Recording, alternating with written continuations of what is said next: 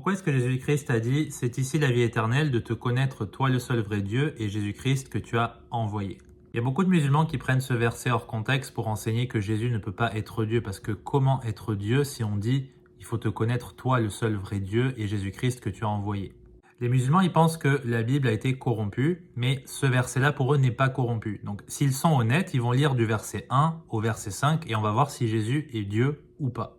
Ensuite, il faut se poser la question, est-ce que leur prophète Mohammed, qui est plus grand que Jésus, aurait osé dire une chose pareille? Verset 1, Père, l'heure est venue, glorifie ton Fils afin que ton Fils te glorifie, selon que tu lui as donné pouvoir sur toute chair afin qu'il donne la vie éternelle à tous ceux que tu lui as donnés. Qui a osé dire glorifie ton Fils afin que ton Fils te glorifie? Vous ne trouvez pas que c'est un peu présomptueux de la part de Jésus? C'est un peu prétentieux si Jésus n'est qu'une simple créature d'Allah. Selon que tu lui as donné pouvoir sur toute chair. Jésus, il a le pouvoir sur tous les hommes, il a la souveraineté sur tous les hommes, il contrôle toute la vie des hommes sur cette terre, y compris Mohammed. Mohammed, ni les prophètes de l'Ancien Testament n'ont jamais osé dire une chose pareille. De plus, Jésus a le pouvoir de donner la vie éternelle à toute l'humanité, surtout là dans le contexte aux disciples qui l'ont reçu, parce qu'ils ont reconnu le seul vrai Dieu par Jésus-Christ, parce que Jésus est le chemin, la vérité et la vie vers le Père, le seul vrai Dieu, le Fils est le seul vrai Dieu, le Saint-Esprit est le seul vrai Dieu, ils forment tous les trois un seul Dieu. Si on n'a pas le Fils, on n'a pas le Père non plus.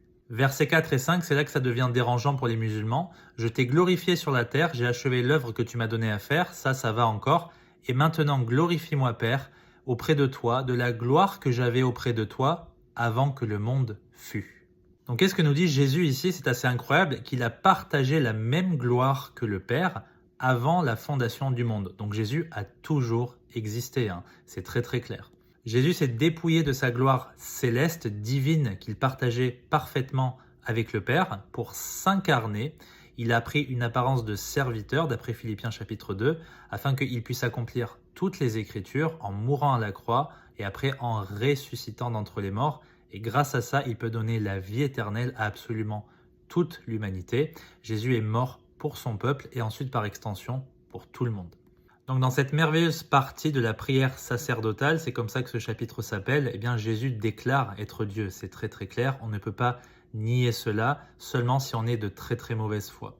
Lisez le reste du chapitre pour vraiment comprendre l'importance de la relation entre le Père et le Fils d'éternité en éternité et surtout pour saisir la beauté de l'œuvre rédemptrice de Jésus-Christ à la croix et ce que ça va permettre pour l'humanité.